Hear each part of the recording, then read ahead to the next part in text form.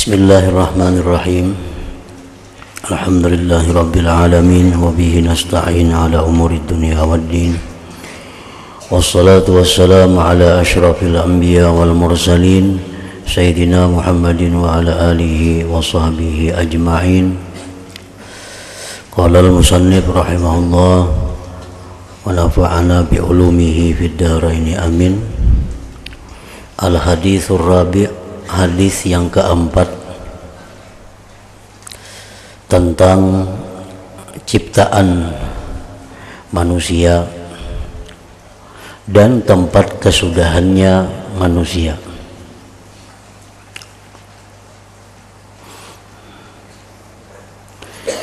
An Abdullah bin Mas'ud radhiyallahu ta'ala anhu qala Haddatsana Rasulullah sallallahu alaihi wasallam wa huwa as-sadiqul masduq inna ahadakum yujma'u khalquhu fi batni ummihi arba'ina yawman nutfatan thumma yakunu 'alaqatan misla dhalik thumma yakunu mudghatan mithla dhalik ثم يرسل إليه الملك فينفخ به الروح ويؤمر بأربع كلمات بكتب رزقه وأجله وعمله وشقي أو سعيد فوالله الذي لا إله غيره إن أحدكم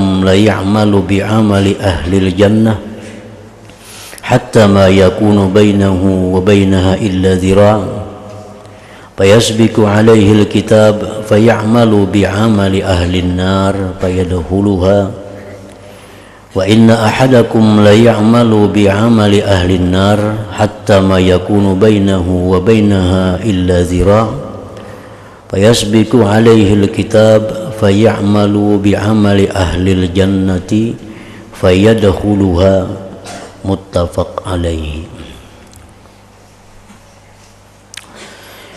Artinya dari Abdullah bin Mas'ud radhiyallahu anhu berkata, telah bercerita akan kami oleh Rasulullah sallallahu alaihi wasallam, dan baginda Rasulullah adalah seorang yang bergelar as-sadiqul masduq. Maksudnya orang yang benar dan dibenarkan oleh orang lain. Beliau bersabda, sesungguhnya seseorang kamu dihimpunkan ciptaannya di dalam perut ibunya selama 40 hari dalam keadaan air mani, nutfah. Kejadian manusia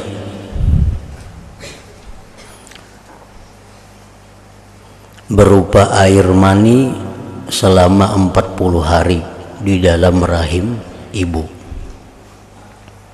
Artinya ada air mani bapak, ada air mani ibu, itu 40 hari.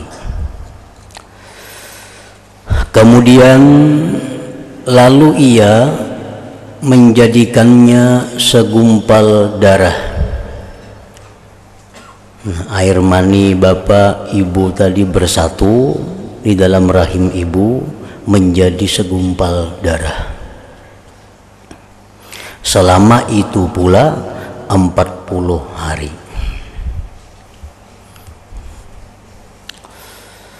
Kemudian lalu Allah menjadikannya segumpal darah tadi sekatul daging, segumpal daging. Selama itu pula 40 hari juga. Jadi sudah 3 kali 40 hari berasal berupa air mani, 40 hari berupa segumpal darah, kesatuan dari mani bapak dan ibu tadi. Kemudian segumpal darah tadi sudah habis 40 hari menjadi segumpal daging 40 hari. Itu rahasia daripada Allah. Kenapa masa itu 40 hari prosesnya, kada 50 hari, kada 30 hari, tapi 40 berupa air mani 40, segumpal darah 40, segumpal daging 40. Nah, yang jelas menurut keterangan sebahagian para ulama, dari 40 hari itulah banyak kejadian-kejadian yang merupakan sumbernya dari 40 hari itu.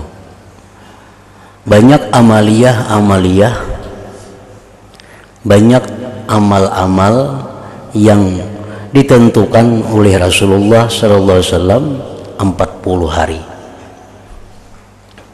Contohnya, barang siapa sembahyang berjamaah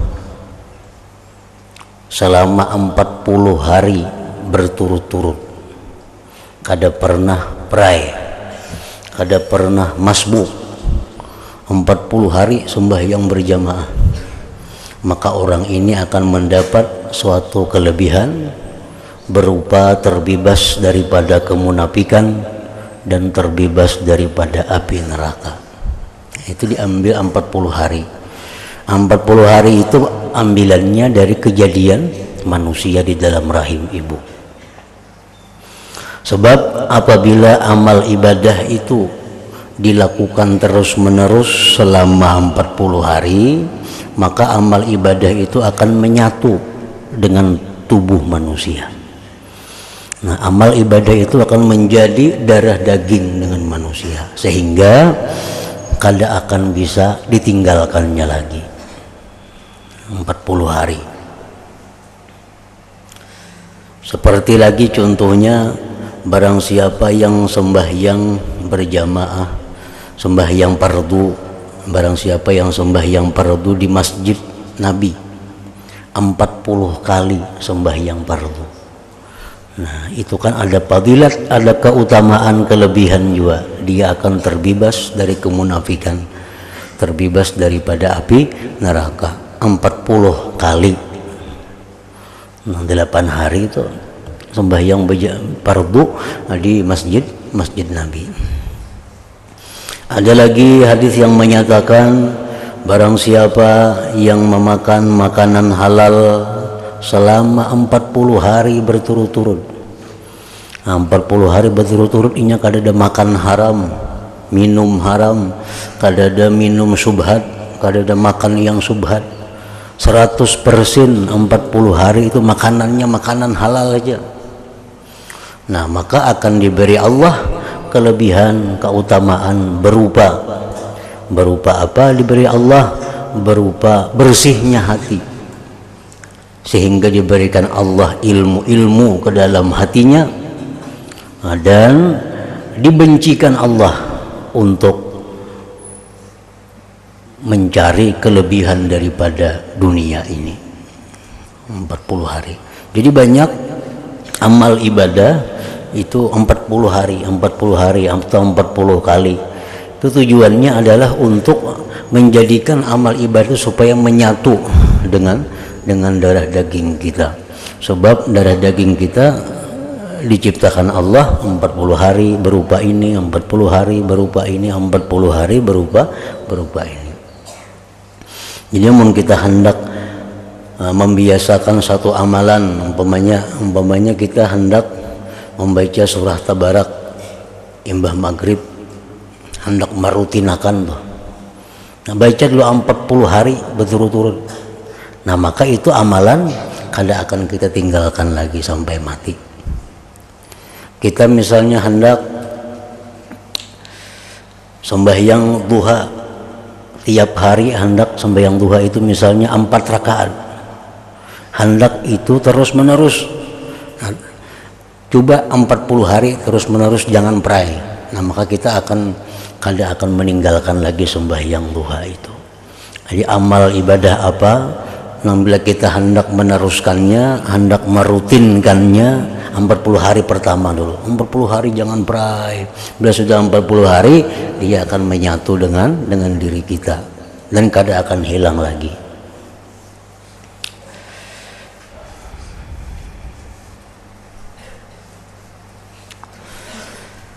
Nah, sesudah 3 kali 40 hari, berapa 3 kali 40? 120 hari. Berapa bulan tuh? 120 hari, 4 bulan.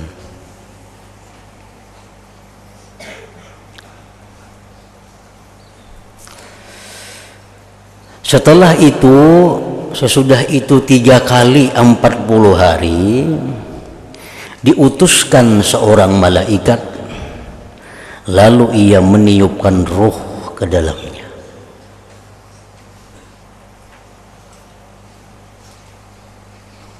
Ada sebagian ulama yang mengatakan terjadinya peniupan ruh ke dalam anak dalam perut ibu tadi pada waktu 4 bulan 10 hari.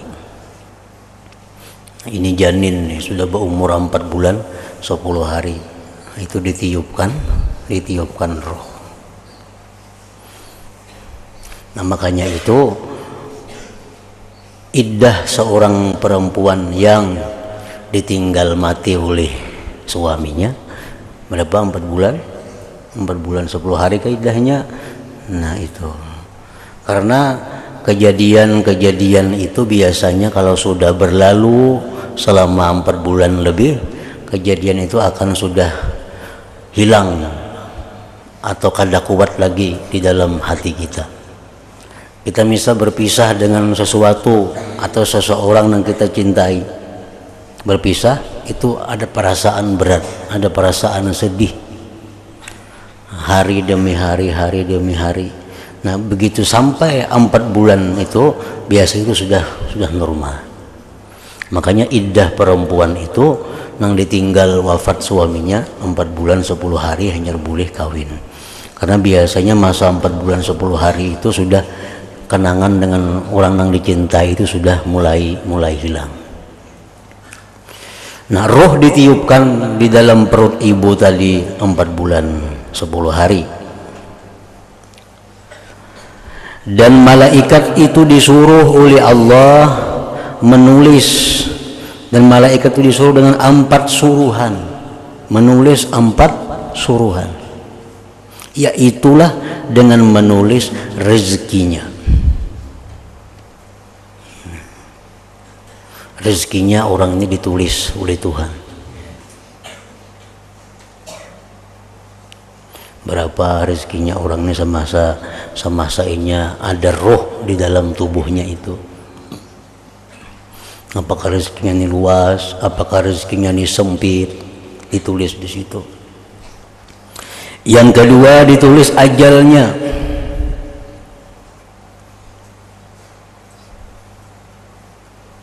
Ajalnya berapa umurnya ditulis di situ. Amalnya baik atau kada, dan ketentuan apakah ia akan menjadi orang celaka ahli neraka ataukah ia akan menjadi orang yang bahagia ahli surga. Nah, jadi sudah ada ketentuannya itu.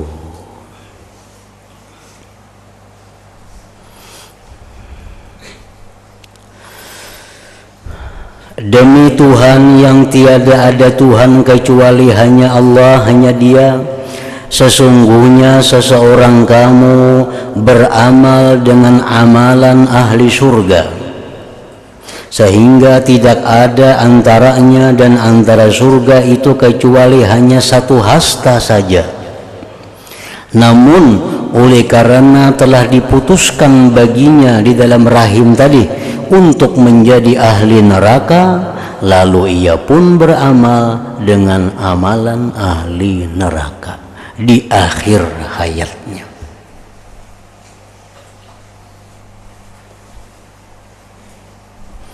dan akhirnya ia masuk neraka. Kalau orang yang sudah ditentukan Allah di dalam rahim itu penghuni neraka, pastikan neraka. Walaupun pak ibadah orangnya, taat orangnya, tapi dalam rahim sudah ditetapkan dia ini ahli neraka. Nah, orangnya pak ibadah, tapi kayaknya begitu mendekati kematian dia akan berbuat maksiat, sehingga dia menjadi penghuni neraka. Karena manusia ini, kita ini yang menentukan itu adalah khawatim. Khawatim itu artinya ujung-ujungnya. Ujung-ujungnya itu yang menentukan kita.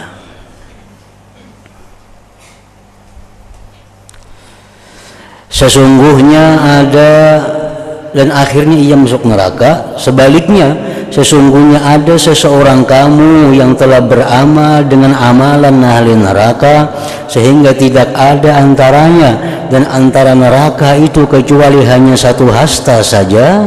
Maka oleh karena telah diputuskan baginya untuk masuk ke dalam surga, lalu ia beramal dengan amalan ahli surga di akhir hayatnya, dan akhirnya ia masuk ke dalam surga. Orang yang dalam rahim itu ditetapkan sebagai ahli surga. Sekali lahir orangnya beramal kayak amalan orang-orang ahli neraka, maksiat saja gawiannya. Tapi sudah dalam rahim orang ini ahli surga. Nah, detik-detik akhir kehidupannya orang ini pasti tobat. Nah, orang ini pasti tobat, dia kembali kepada Allah, dosa-dosanya dihapuskan Allah, mati akhirnya masuk surga. Nah, jadi penentuan kita ini di akhir kehidupan. Allah menilai di situ. Bila mendekati roh itu keluar kita sebagai ahli surga, kita ke surga. Mendekati roh keluar kita berbuat amalan ahli neraka, kita ahli neraka.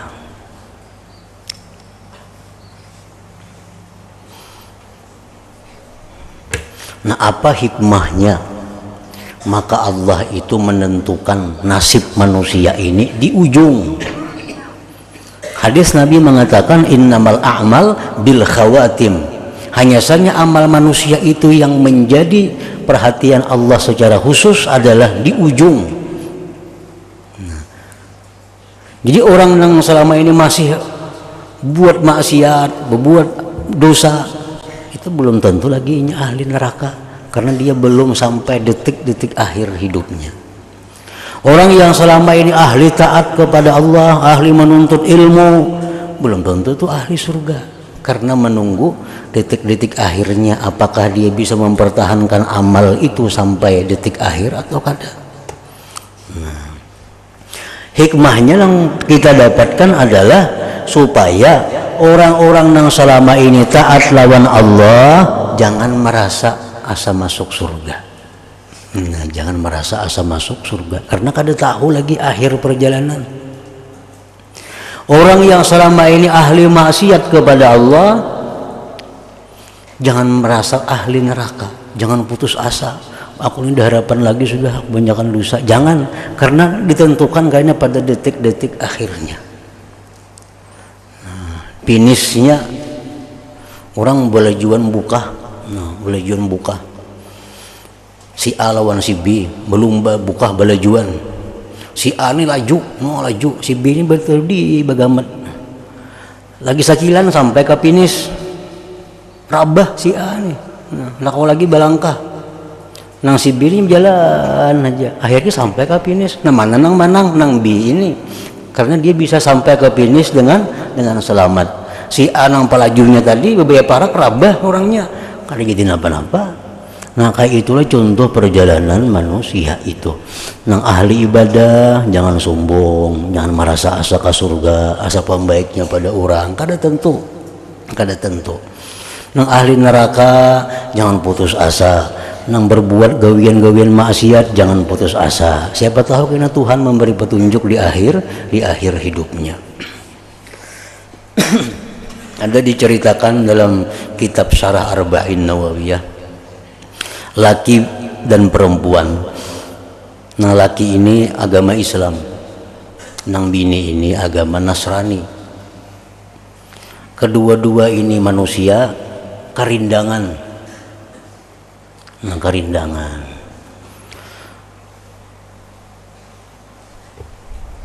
Sama-sama pada menderita. Ini karindangan lawan lakian itu. Lakian ini karindangan jualan bini itu cuma beda agama.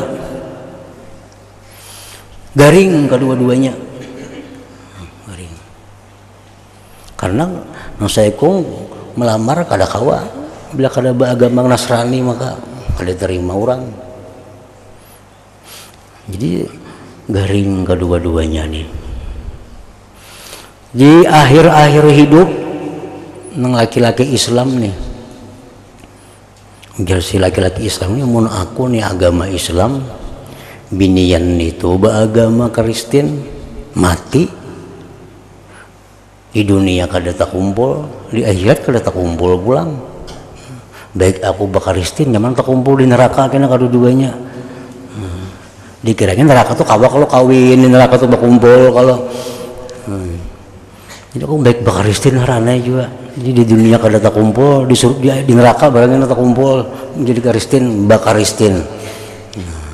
Nang biniannya kada tahu nih Pak. Ini orang karindangan kada saling tahu. Bakaristin dengan laki-laki tadi dengan harapan di akhirat kita tak kumpul sama-sama bakaristin, sama-sama agama Kristen. Bakaristin mati padahal ini orang Islam, tapi detik-detik akhirnya bakafir.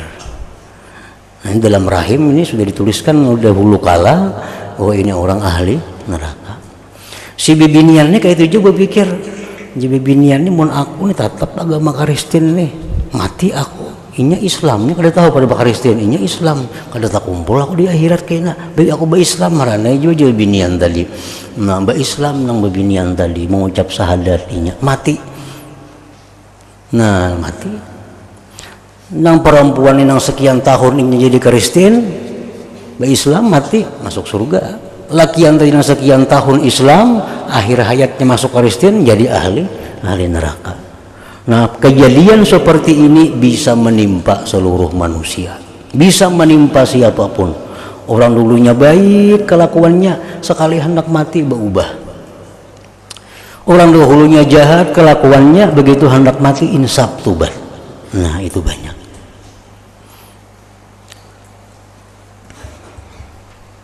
Tapi oleh para ulama dijelaskan bahwa hanya sedikit orang-orang nang baik hendak mati jadi kada baik, itu sedikit. Nang banyak itu nang kada baik, begitu hendak mati baik, itu nang terbanyak jumlahnya.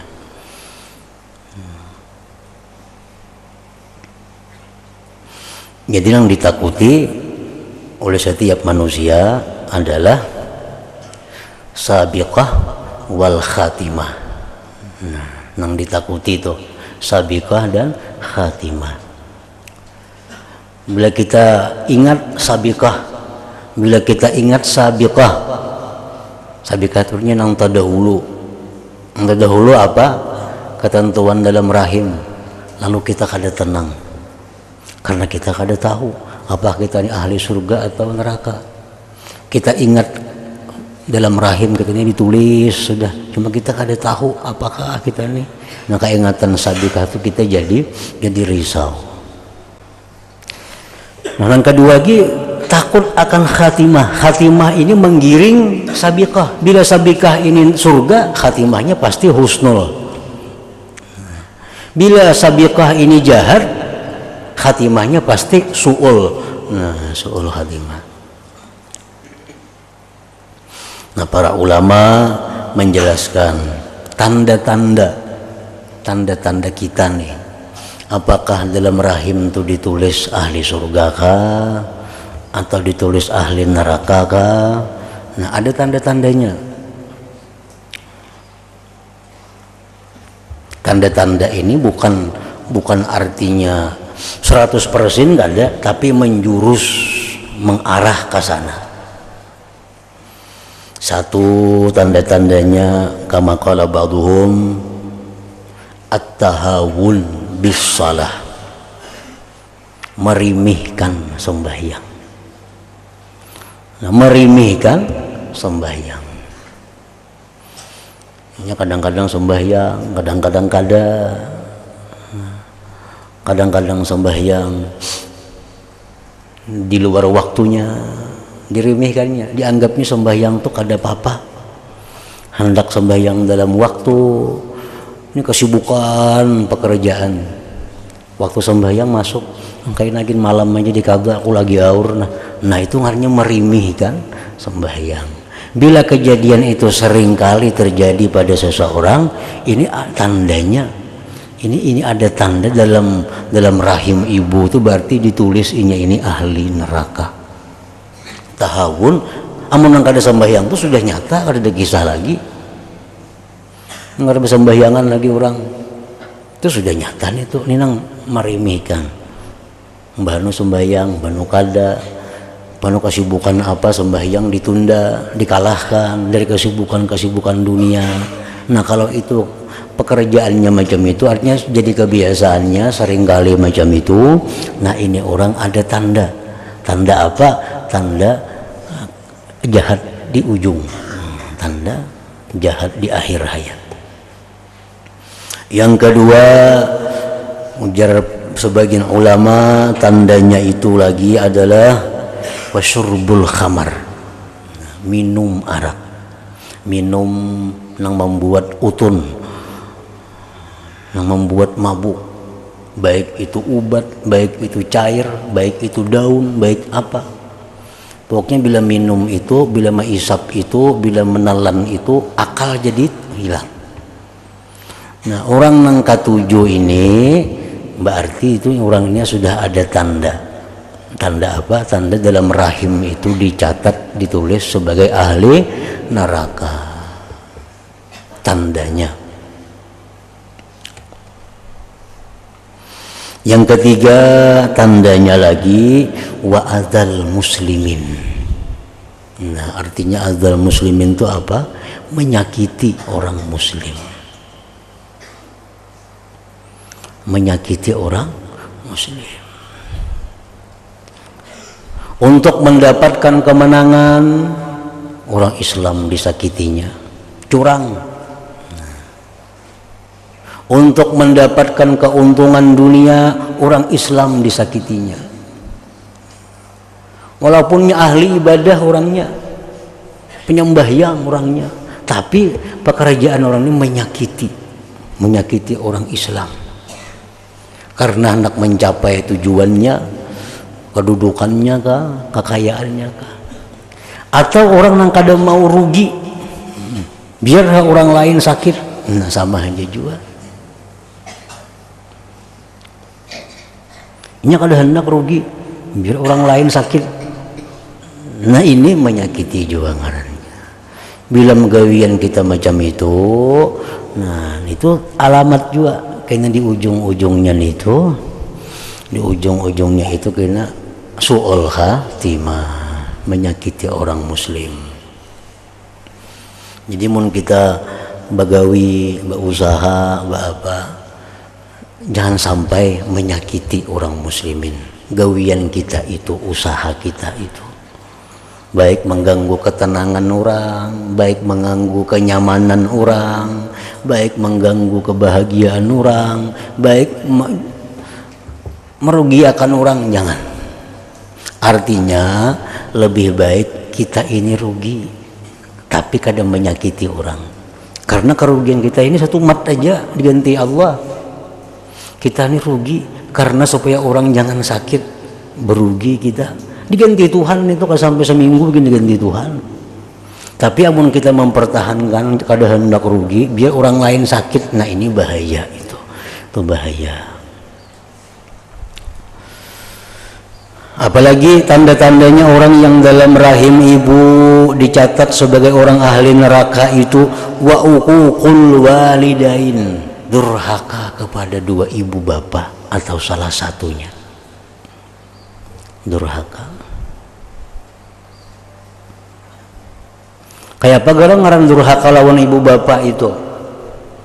Hadis Rasulullah yang lain menyatakan, man ahzana walidai faqad aqahuma, atau kama qala Rasul. Siapa yang membuat sedih orang tuanya, durhaka ngarannya. Orang tuanya jadi sedih. Kuitannya kada berduit, datang sana kar sepeda motor. Tukarakan sepeda motor, belah kada aku selokot rumah, duitnya mana kuitan? Kuitan jadi sedih karena anak nina membuat sedih. Siapa-siapa yang membuat sedih ibu bapaknya, faqad aqahuma, berarti dia durhaka. Kada sarana menampiling lawan kuitan, kada sarana berkata kasar lawan kuitan. Apapun yang membuat kuitan jadi sedih gara-gara kita, durhaka ngarannya. Bila macam itu kelakuan kita, berarti dalam rahim ibu itu dahulu kita ditulis ahli neraka ngarannya.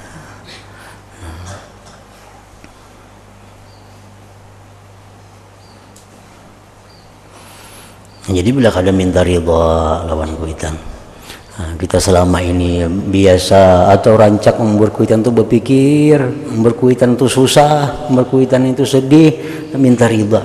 Selama kita kada minta ridha, nah kita beribadah kada ada manfaatnya. Allah kada menerima ibadah kita, baik nang fardu, baik nang sunat, kada nerima. Karena sepakit itu. Kalau sepakit itu artinya keridhaan Allah, keridhaan orang tua itu sepakit, satu pakit. Sebuting aja digawe kada kawa. Dalam Quran, aniskurli wali walidai. Syukuri aku ya Tuhan, syukuri kedua orang tua. Itu sepakit. Taat lawan Tuhan, lawan kuitan kada terima. Taat lawan kuitan lawan Allah, maksiat kada terima juga. Jadi kedua-duanya mesti satu. Nah, apalagi yang sapakit sembahyang lawan zakat itu sapakit juga. Wa aqimus shalah wa atuz zakah, di Quran tuh, di Quran itu satu paket ayatnya. Dirikan salat, bayar zakat. Orang yang penyembahyang tapi kada diris zakat, kada terima sembahyangnya. Kada terima sembahyangnya. Orang berzakat bujur tapi kada penyembahyang, kada terima juga zakatnya. Karena itu satu paket. Wa aqimus shalah wa atuz zakah, laksanakan sembahyang dan bayar zakatnya. Sebutin lagi nang sapakit itu, ati Allah war Rasul. Jar Tuhan, taatlah kepada Allah dan Rasul. Ini taat lawan Rasul, cinta lawan Rasul, lawan Tuhan maksiat kada ada gunanya. Sembahyang taat lawan Rasulullah, kada beadab, kada beakhlak, kada terima Tuhan juga. Itu sapakit. Taati Allah, taati Rasul. Sembahyang, bayar zakat. Ridha Allah, ridha dua ibu bapa. Nah, itu kedua-duanya itu kada kawa dipisah. Uququl walidain.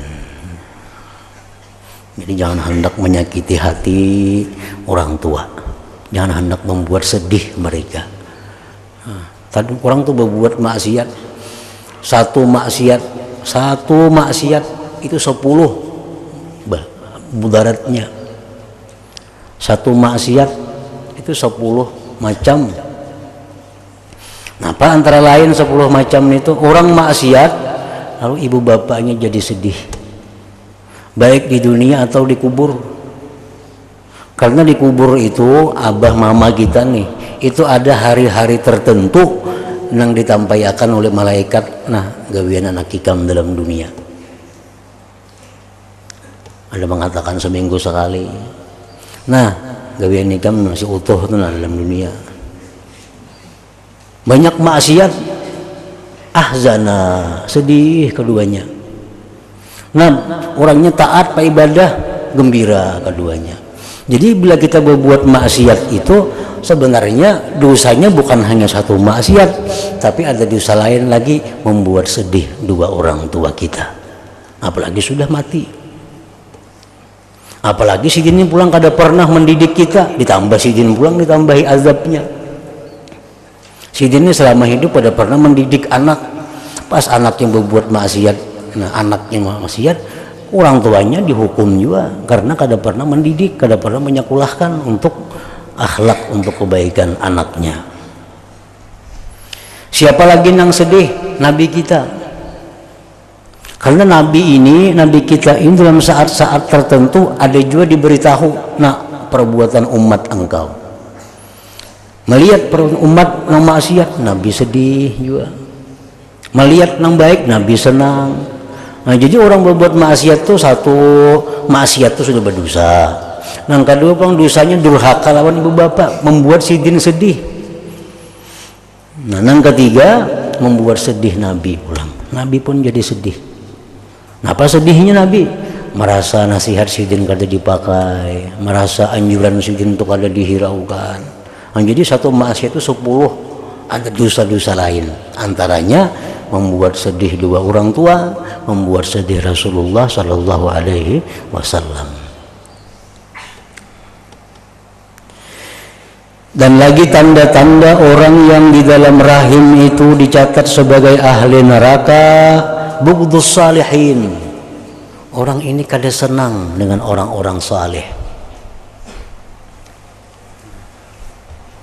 kada suka lawan orang-orang salihin.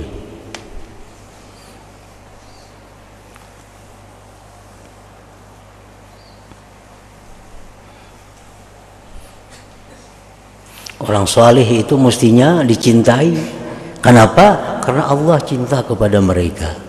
Kita memusuhi, nah ini tandanya juga, tanda. Kemudian lagi musirrun ala zina, orang yang di dunia ini ketujuh melakukan zina. Ketujuh melakukan zina. Arti ketujuh melakukan zina itu bukan rancak sekali, tapi kada bertobat, tuh ketujuh ngarannya. Suwahebe zina dulu 20 tahun telah lalu, tapi sampai sekarang kada pernah disesali. Itu ngarannya ketujuh. Nah ini. Jadi aku kada rancak juga aja, bukan kada rancak itu sekali, tapi memang kada pernah disesali, itu ngarannya adalah ketujuh.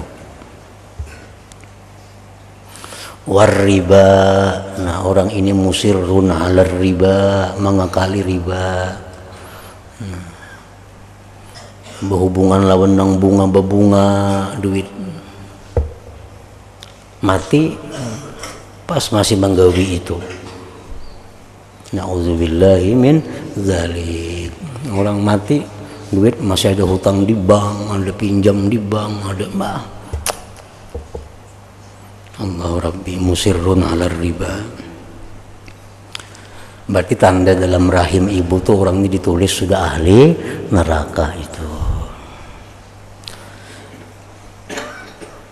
Itu banyak lagi tanda-tanda yang lain daripada itu, sebagian daripada tanda alamat. Jadi bila dalam diri kita ini ada salah satu di antara itu tuh, ada yang tadi disebut salah satunya dalam diri kita, berarti ada tulisan juga dahulunya dalam rahim kita, ibu itu. Memperimih sembahyang, memperinting sembahyang. Sembahyang itu jangan diperinting, jangan ditinggalkan karena khawatir kerugian dunia, karena khawatir kada sempat waktu mengejar dunia, mengejar akhirat, kada boleh. Sembahyang itu ada waktu, jangan di luar daripada waktu itu. Bila di luar pada waktu itu karena mencapai mengingini sesuatu, merimihkan sembahyang ngarannya. Memutur kah di kendaraan kah? Sampai waktu sembahyang sudah nah. Ini sampai sembahyang dah. Amun aku kada singgah nih menerusakan tak keluar sembahyang. Nah, makanya daripada Allah Ta'ala sayang lawan kita, Allah Ta'ala cinta lawan kita, sembahyang itu dibulihakan Tuhan dalam perjalanan itu jadi 2 4 rakaat. Waktunya pulang jadi berpanjang supaya apa? Supaya jangan sampai umat Islam ini meninggalkan sembahyang, jangan sampai mengeluarkan pada waktunya daripada sayangnya Tuhan tuh. Kalau dalam perjalanan kita ngalih lagi betaksi makin ngalih lagi, tapi di umat Tuhan waktunya nang zuhur tuh 4 rakaat boleh aja 2, bahkan disuruh 2. Nang waktu zuhur biasanya habis jam 3:30, nih jadi pukul 6 banyak habis di jama takhir. Nah, kenapa Tuhan maka itu daripada sayangnya supaya kita jangan sampai meninggalkan sembahyang itu dari waktunya, karena itu membahayakan iman dan membawa kepada su'ul khatimah. Jadi jangan dianggap enteng sembahyang, apalagi sibuk kadang-kadang kakaruan nih timbul kada sembahyang naginnya lagi. Yang sembahyang tuh dia utawailul lil musallin alladzina hum an salatihim sahun. Orang sembahyang tuh masuk neraka, maka sembahyang masuk neraka gitu Tuhan. Tawailul lil musallin, neraka bagi orang sembahyang. Sekalinya alladzina hum an salatihim sahun, sembahyangnya tapi kada kakaruan, mbah nu tak keluar waktu, mbah nu kada sembahyang, mbah. Nah itu Quran mengatakan fawailun lil musallin alladzina hum an salatihim sahun, sembahyangnya tapi kan neraka mati. Kenapa? Tadi sembahyang zuhur kadang-kadang tak pukul 5, sembahyang asar tak imbang maghrib, ada nang zuhur prae asar prae kayaknya Mbak Isa di Ka'bah. Masa nang bini Pak amal bener banyaknya sembahyang ya abahnya kada tahu keadaan siang tadi sering banyakan. Berjam-jam sembahyang berapa rakaat kan itu, ngapa maghrib, isya, zuhur, asar dikadai semuaan, siang aur, siang sibuk kada sembahyang lagi. Nah ini sembahyang tapi sahun ngarannya kan neraka juga mati. Fawailun lil musallin alladzina hum an salatihim sahun. Nah hadis yang kelima. إلى حضرة النبي صلى الله عليه وسلم الفاتحة. أعوذ بالله من الشيطان الرجيم. بسم الله الرحمن الرحيم. الحمد لله رب العالمين الرحمن الرحيم مالك يوم الدين. إياك نعبد وإياك نستعين اهدنا الصراط. بسم الله الرحمن الرحيم. الحمد لله رب العالمين. اللهم صل وسلم على سيدنا محمد وعلى آله وصحبه أجمعين. اللهم اجعل جمعنا هذا جمعا مغفورا وتفرقنا من بعده تفرقا معصوما وعلمنا علما نافعا وعملنا عملا مقبولا ورزقنا رزقا واسعا حلالا طيبا. اللهم افتح علينا فتوح العارفين واجعلنا يا الله من عبادك الصالحين برحمتك يا أرحم الراحمين. صلى الله على سيدنا محمد وعلى آله وصحبه وسلم. الحمد لله.